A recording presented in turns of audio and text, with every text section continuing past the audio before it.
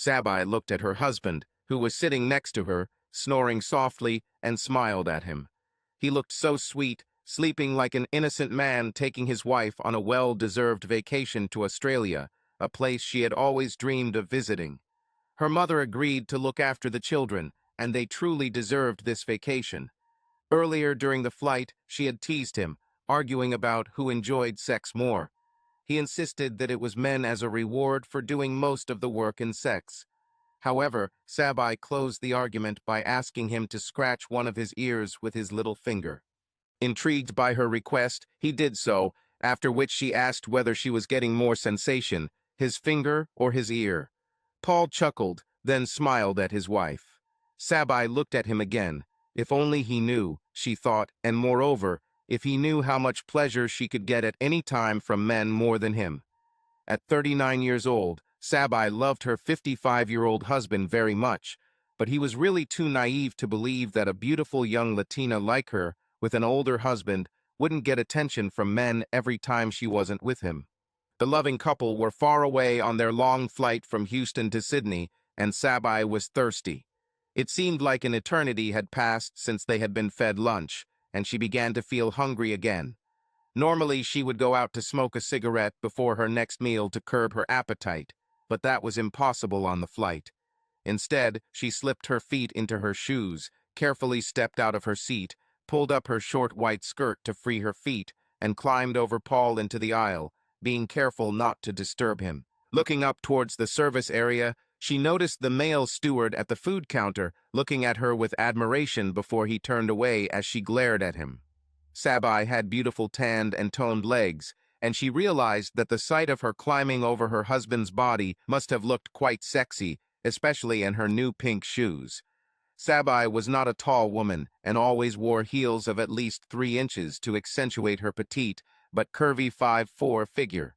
Paul constantly referred to her as his little one, only 5'4" in, but with a stunning surgically enhanced 36D 2638 figure and a beautiful Latina face, she turned heads. He encouraged her to dress sexy in low-cut blouses and short skirts or shorts, and for him, an older man, it was great to have her next to him when they went clubbing. She swayed her hips to avoid bumping into the other travelers. In first class, there was plenty of space between the seats, and as I walked between them, I again noticed the steward's glances. As she approached the bar, he turned fully to her and pointed to the table with snacks. "What can I offer you, madam? We have delicious exotic sandwiches and fresh fruit salads, as well as a full range of sweets and desserts." Sabi chose a sandwich and salad, and the steward handed them to her on a tray, looking into her eyes. "Perhaps madam would like something to drink. A glass of champagne, perhaps, or something stronger. For one of our first-class clients, I will do anything to please you." Sabi immediately knew what he was getting at, and he was the type of guy she usually liked. Young, fit, and obviously energetic. She joined the Millie Above Club with a fellow boyfriend at a bachelorette party in New York just before Christmas last year. "Not this time, girl," she thought. "You could bring me some mineral water," she replied. "That's all I need right now." "Very well, madam. I will bring it to your place." The plane hit turbulence, and Sabi almost fell on the way back to her seat. The steward hurried forward and managed to catch her hand, hugging her waist for a moment until she regained her balance. He was so close that he could smell her perfume. Approaching Paul, who had already woken up, Sabi thanked the steward for his help. She smiled at him and winked. "Thank you very much. I would have fallen without your help. My husband will take care of everything now. He can satisfy all my needs." The steward blushed and stepped back as Paul turned his back to him and helped Sabi into his seat. He cast an envious glance at Paul as he turned to go back for Sabi's tray. While the steward was returning for the tray, Sabi lowered her top, and when he returned, she purposely leaned forward as he handed her the tray to give him the perfect view of her large tan breasts. "I'll teach him," she thought. "Look, but don't touch." "This is wonderful, darling," Sabi purred in post-coital bliss as she and Paul sat on the large hotel sofa, looking out the terrace window overlooking Sydney Harbor. "I love you, Paul. The couple checked into the hotel and made love without even unpacking their things. They were both tired but also excited, and they had a ritual of taking over hotel rooms by having sex in them immediately upon arrival. They had been in Sydney for 3 days and were having a great time exploring the city, having lunch and dancing every night. The sex was great, and Paul enjoyed being able to show off his wife every chance he got. On the fourth day, they decided to spend the day at the beach, and Sabi asked to try paragliding. The paragliding school was run by a typical Aussie crew of tanned Adonis who looked hungrily at Sabi as she removed her sarong to reveal a nearly invisible gold swimsuit that left little to the imagination. They almost fought to be the one to clip her into the harness. Sabi enjoyed the attention, and Paul enjoyed the show too, knowing that this woman would make love to him again that night. They didn't notice that the guy had loosened Sabi's bikini top and attached it to the parachute lines so that it would come off as soon as the boat started moving. Once Sabi was on the launch platform, the boat jerked forward and her bikini top was ripped off, exposing her breasts. She didn't care and flew into the sky, screaming and laughing with joy. The boat made 2 quick circles around the starting area and then headed out into the bay. The guys on the boat couldn't take their eyes off her, as did Paul and the driver. Suddenly, one of the team members shouted, "Look ahead!" The scream came too late, and the boat crashed into a half-submerged log. The boat flipped over a log, the engine screaming as the propeller was sheared off. Sabi began to fall and saw that the boat had stopped and was in disarray. Not being a good swimmer, she panicked and screamed for help. The parachute inflated over her, and she hit the water without harm. Then disaster struck. The parachute fell on her, and she became entangled in the parachute lines. She struggled with the lines, trying to free herself, becoming weaker and weaker, then lost consciousness and began to drown. The boat's crew observed the chaos while setting up an auxiliary motor to return to Sabi. Meanwhile, Paul dove into the water and swam as fast as he could towards the parachute. Paul reached the parachute just as the boat crew started the engine. He heard the sound of an engine while searching for his wife under the parachute. He saw her underwater, apparently drowned, and dove towards her, unfastened her harness, and pulled her to the surface. He saw the boat, waved his hands, and the driver turned towards him. The crew grabbed Sabi's arms and pulled her aboard, immediately beginning CPR. Paul was still in the water and floating toward the aft swim platform as the crew scurried around the cockpit, trying to revive Sabi. Just as Paul was halfway out of the water, one of the crew accidentally pressed the auxiliary motor controls and the boat jerked forward, pulling Paul screaming into the propeller. Paul's eyes slowly opened. He saw many tubes leading to his body, and he felt pain throughout his body, and his mind was in a fog. The pain intensified, and he groaned loudly as a spasm took over him. He vaguely heard a voice speak of a coma, then felt a throb in his arm and fell back into blessed oblivion. Dr. Bailey looked at the woman lying in front of him. Sabi lay under the sheet looking like a sleeping beauty. God, she's so beautiful. It's such a tragedy to take her life, but what can we do? He turned to his colleague next to him, a woman in her 20s, but already a recognized world expert in biological artificial intelligence. Dr. Lee simply shook her head. I don't know. What I know is that she and her husband suffered a terrible tragedy and that her family, especially her 3 children, need her now more than ever. I also know that her husband knew he was risking his life when he jumped into the water and tried to save her. For his sake alone, we must consider all options. It's not his fault that some unprofessional paragliding company was responsible for the death of his wife and his horrific injuries. How is he now? I heard that he came out of his coma. Dr. Bailey looked at his feet. Not good, Dr.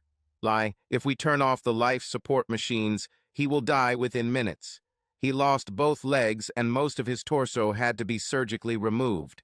His heart, liver, and lungs will fail almost immediately, and the prognosis is that he cannot be saved. There's a functioning brain there, it's true, but without sedatives, even that would fail due to the overall trauma of the body. I know what you want to do, Dr. Dizzy Lee, but think about the ethics. Moving a man's memory, his entire life, into his wife's brain to save one body sounds great, logical in fact, but psychological trauma could destroy him, or rather, she is crazy. Also, this has never been successfully done before. Your evidence on chimpanzees doesn't make it suitable for humans. Doctor, Lee countered, Bruce, we've been coming to this decision for 2 months now. It can be done, I know it, and you know it. My foundation has spent billions of dollars developing this technology to save lives. We know we can capture the entire contents of Paul Kayu's brain and load it into our cray, and we know we can access Sabrina's brain Kayu to implant memories, additional functions, and so on, so why not give it a try? Think about the children. They need at least one parent. Think about the money, lost pensions, and impoverished children. We will do our best to ease this person's worries. With luck and psychological support, he will understand, and finally, he will have a life. Okay, Dr. Lee, if we both sign the release and the board gives final approval, we will proceed. Thank God, Dr. Bailey. I will immediately prepare the buy and cray team, personally arrange for board approval, and we will begin. Again, Paul's eyes slowly opened. The pain remained in the memory, but now it is gone. He felt his body, but it seemed somehow different. He smelled the hospital, but didn't see the tubes connected to his body. Breathing a sigh of relief, he realized that he would live, still sleepy, and dozed off again. What the hell? Paul screamed as he woke up for the second time. The tranquilizer had worn off, and he now knew something was wrong with his body. He felt like he was going crazy. He ran his now small hands over the body, feeling the breasts and something between the legs. He thought it was a dream, but everything was so real. Calm down, Dr. Lee said several hours later. We had to give you the tranquilizer again. We expected trauma when you first woke up, but we didn't expect such a violent reaction. I know we tied you down, but it's for your own good, believe me. Let me explain. Oh God, what have you done? I remember the accident and nothing else. Where is my wife? What did you do to her? Dr. Lee spent that entire day and many more with Paul, explaining to him the procedure he and his wife had gone through. Gradually, he realized everything and came to a logical understanding, especially about the fact that the children still have their mother to take care of them. They debated for a long time whether to tell their family what happened to them. Dr. Lee brought in psychological help, and Paul finally felt ready to return to life, not as himself, but as his wife, Sabi. There was a short-term glitch. His wife's body began to experience women's days. He immediately realized that this was a normal phenomenon for a woman's body, but it seemed so strange. Until now, Paul had been confined to his bed. Dr. Lee said it was time for him to get back on his feet and start physical therapy, including the times when you and your wife now been in an induced coma and within the last 3 weeks since you woke up. More than 6 months have passed since you have been on your feet. You must understand that your body will need time to regain muscle strength and also to get your brain used to a weaker body type with a completely different balance. Paul took Dr. Lee's hand, stood up, and would have fallen forward if Dr. Lee had not caught it. The unusual weight on her chest took her by surprise. Dr. Lee held the woman in front of him until she learned to balance properly. We noticed Sabi had silicone implants, Paul. She must have gone from a 34B to a 36D. That's a lot of extra weight. If you want us to be able to surgically remove all the implants, that's your decision. Not now, Paul said. It would have confused our children even more, and besides, it was Sabrina who wanted the procedures done when we lived in Brazil, and now it has become part of her life. No, I'll just do it. I'll get used to them. 3 months later, Paul Sabi was ready for release. Now listen to me, said Dr. Lee. There are some things that you as a woman need to remember. Let me tell you about them again. First, act like a lady. Men can be very misogynistic, especially with a woman as beautiful as Sabi. Don't worry or hit them. Treat them right, but don't let them take advantage of you.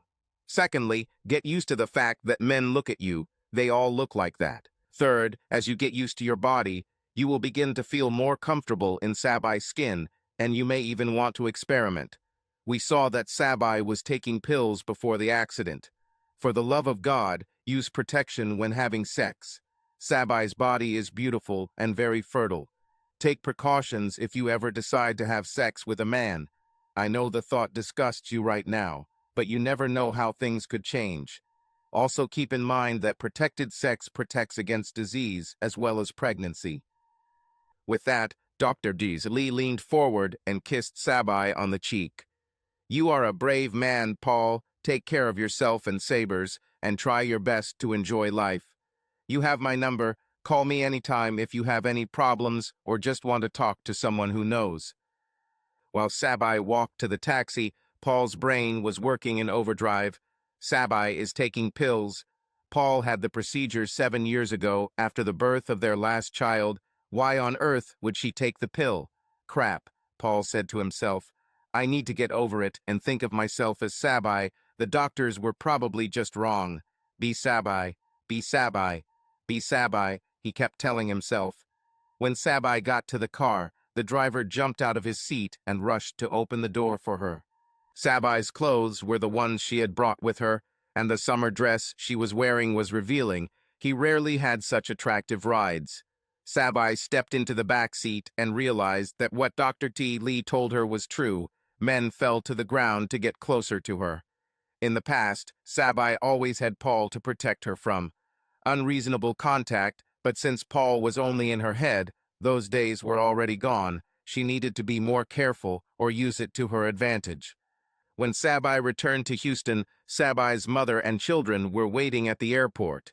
They had not seen their mother for almost a year and knew that Dad would never come home again, so the meeting was both sad and joyful. After hugging and kissing, they headed home to Sugarland. Sabi's mother had many questions, but Sabi interrupted her, pleading that she was jet-lagged and that all she needed now was to go and get some sleep. The next day, Sabi's mother woke her up with breakfast in bed and sat next to her. Sabrina, honey, I'm your mom. I know you've been through hell, but now that you're home, everything will be fine, you'll see. You look completely different now, but that's to be expected. After what you've been through, it's not surprising. You seem kind of softer now. You act more mature and don't scream and moan so much, and that's very nice for you. Children. Mom, Sabi said, I'm different in many ways. I now have a different outlook on life, and although I miss Paul, I know he will always be with us. It just takes a little time for me to adapt. The kids have been living with you in San Antonio for 7 months. Is it possible to keep them until the end of the school year? Then we can all start again. Sabi's mom immediately agreed. She was already worried that her daughter might need some time to herself to come to terms with the loss. But first of all, Sabi, we all have to attend Paul's memorial service, which your father and I organized. She will be at St. John's Church on Friday and family and friends will be there. The service went well and everyone sympathized with Sabi for her loss, not even thinking that Paul might still be a part of it. Her friend Marshy came to the service and pulled her aside to ask if she could come visit soon. Paul had always been a little wary of Marshy, believing that she was a bad influence. Recently, one of his friends divorced her because she was caught cheating, and he tried to stop her and Sabi from having their usual girls' night out every Friday, but relented after Sabi begged him to do so by believing her. Come next Monday, Marshy, by then I'll be home alone. More tears as Sabi's parents and children left and finally returned home alone. Paul's brain had already realized that his wife might have been more of a party girl than he had realized. Her dressing table and closet had always been a bit of a no-no for him. He respected that and always thought it was justified by feminine things like women's days, special clothes, etc. Well, now he thought Paul became Sabi. No, nothing is forbidden anymore. A search of her closet was an eye-opener. Sabi always dressed sexy, but some of the outfits in the back of her closet were downright slutty. Some stockings and garters he'd never seen before, slutty peplums, some skirts that could have been mistaken for belts, some that of a leather outfit, and, to top it all off, a pair of half-cup bras and matching panties with a slit at the crotch. This was a side of Sabi that Paul had never seen. Sabi rummaged through the drawers of the dressing table and found a couple of courses of pills pushed out into the back. Sabi cheated every time she went out with her girlfriends. Paul's brain noted that for some strange reason, he now craved a cigarette to relax. Paul never smoked and thought that Sabi quit after the wedding, but here is another new desire for him. While rummaging through her closet, Sabi found an evening bag that she often used, and inside she found some lipstick and eye makeup, a lighter, and, luckily, an open pack of Eve 120 lights. She took one cigarette, lit it, and immediately felt calm. Wow, Paul's brain thought, it's best to just relax, stop fighting it, and accept that being Sabi might not be so bad after all. Okay, I'm Sabi. I smoke and sleep with men. I'm Sabi. I smoke and sleep with men. I'm Sabi. I smoke and sleep with men. In a kind of trance, Paul's brain repeated the mantra over and over until he fell asleep there on the bed. Marshy rang the doorbell. She had been waiting all week to visit Sabi and was worried about her friend. She knew everything about Sabi's adultery. Hell, she and Sabi cheated together the weekend before Sabi and Paul's vacation. However, she also knew how much Sabi loved Paul. God, he was a wonderful man, but he couldn't fully satisfy Sabi's sexual needs. Sabi had an even stronger sex drive than she did. What's holding Sabi back? Marshy thought. It seems like I've been waiting at this door forever. Sabi answered the door wearing a robe and a towel wrapped around her head. Come in, Marshy. It's so nice to see you again.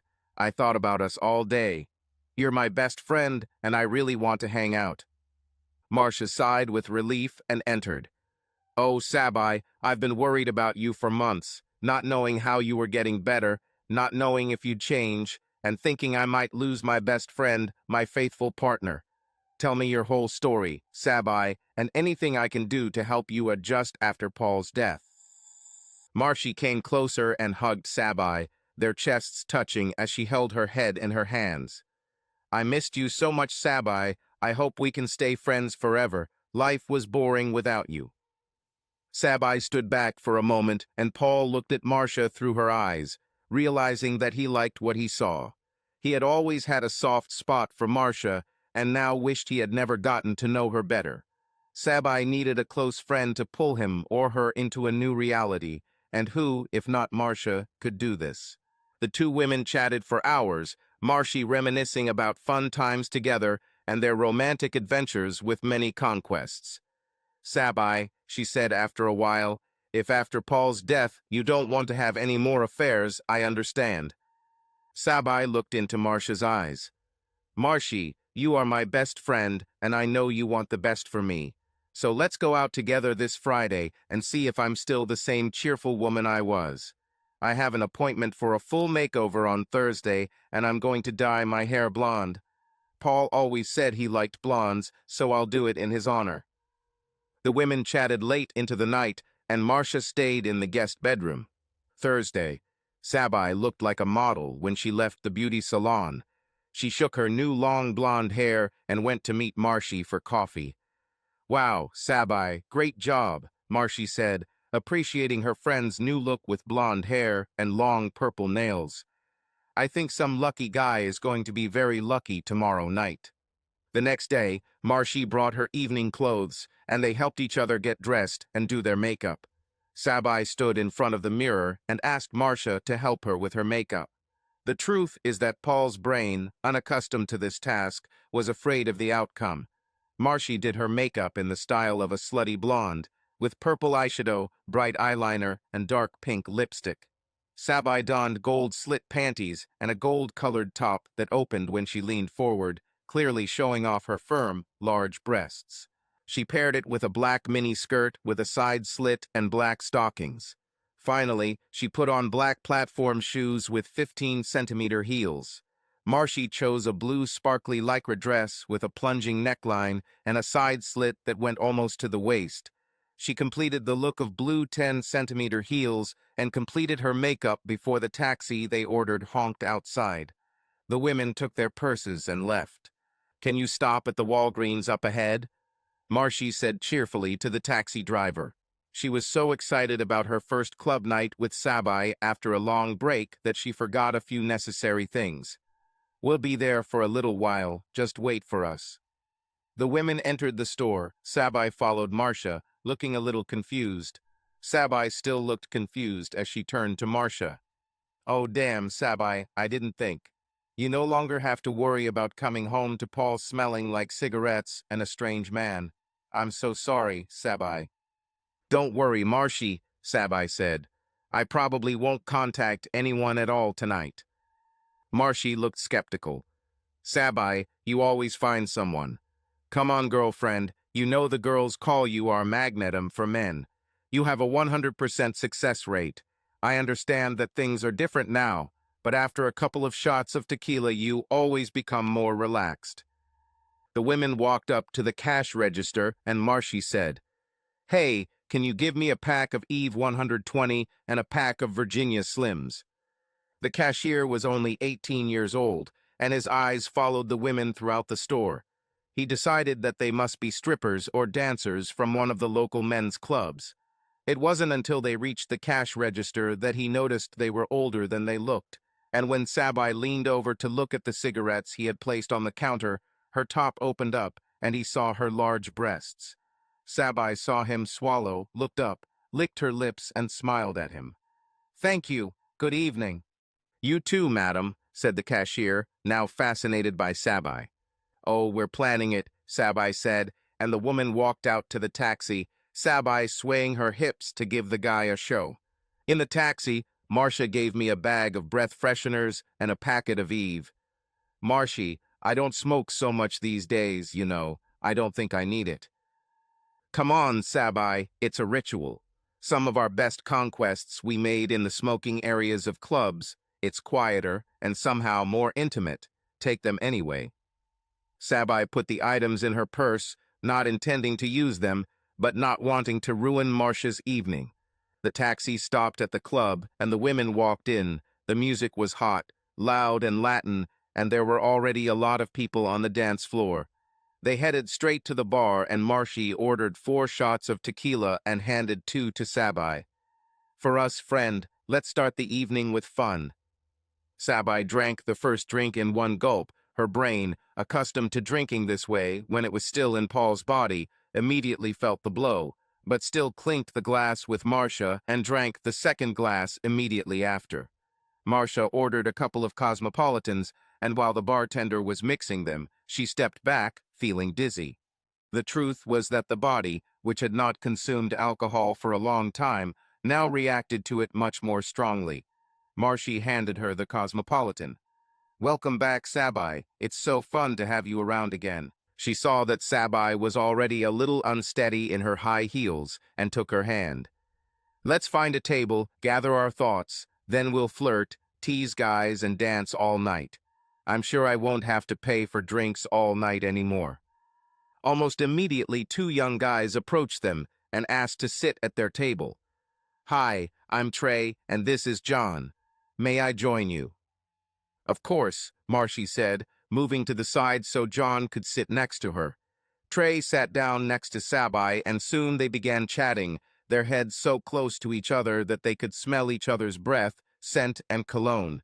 Trey's body moved closer to Sabi. He was significantly taller than her, and could not take his eyes off her breasts, clearly exposed in her open top. Trey leaned into Sabi's ear and whispered, "Honey, you look amazing. If I say you have a beautiful body, will you hug me? A friend of mine from the Knicks and I are playing against the Rockets this week, and we're impressed with the nightlife in Houston, especially the ladies." Paul's brain was in shock. He fully expected Sabi's body to be used by some guy that night, but he never thought she would like a black guy, no matter how handsome and athletic he was. He didn't consider himself a racist, but it was too much. Sabi pushed his hand away. "Who do you take me for? Take your hand off my hip and get away from the table, or I'll call security." Trey immediately pulled away, and Marsha and John looked at them with surprised expressions. "Sorry, ma'am," Trey said. "I got carried away. I apologize."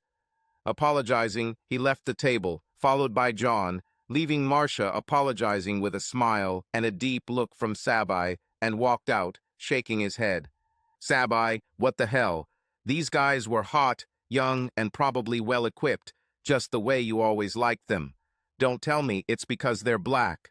God, Sabi, you love them. You were the one who convinced me to try them years ago. Damn it, Paul's brain thought. No, Marshy, that's not the point. Just too soon after Paul, and I still feel us together, and I miss being part of a team of two. I mean, he feels like a part of me now. God, I need a cigarette. I promised myself I would quit, but I need it now. The girls took their drinks and moved to the smoking area and found a table in a quiet corner. Sorry, Marshy, I overreacted. I promised to be a good girl for the rest of the evening. Sabi took out a pack of cigarettes from her purse, and as soon as she raised one to her lips, a lighter clicked in front of her. Allow me, said a male voice. Sabi turned to see a man she recognized as being around her age and quite attractive. Hi, Mrs. Caillou, I came over to offer my condolences. You probably don't remember me, I'm Dan. My father is Sam Dent. He worked with your husband. I knew you from my dad's Christmas party a couple of years ago. Of course I remember you, Dan, and thank you for your condolences. This is Marshy. She brought me out into the real world for the first time after a long time. Dan nodded to Marcia and appreciated her appearance and outfit. What a beautiful pair of women, he thought.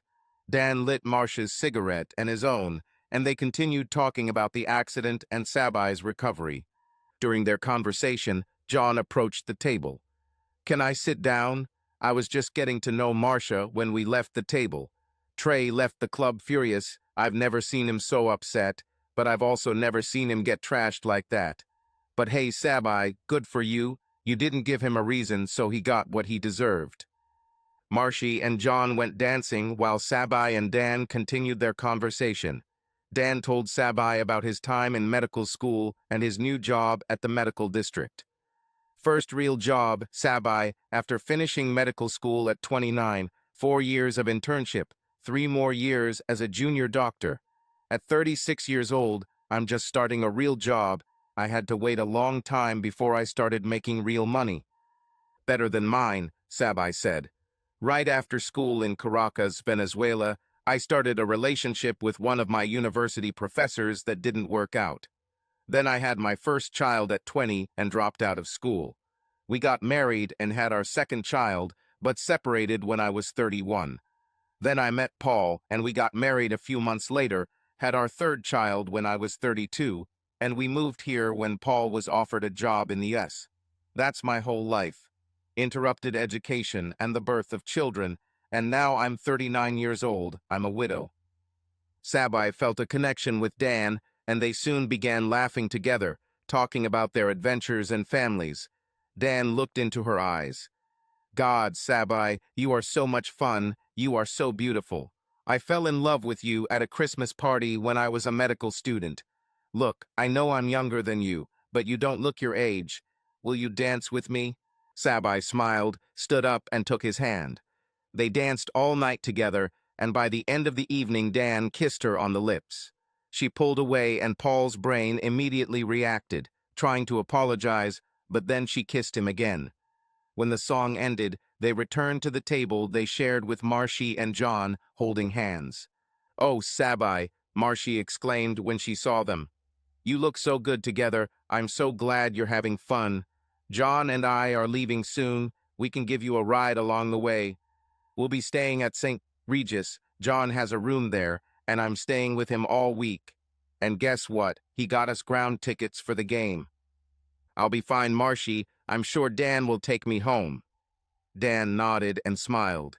And I'm sure he'll be the perfect gentleman and take me to bed tonight. When she arrived home, she took Dan by the hand and led him inside, not caring what the neighbors thought.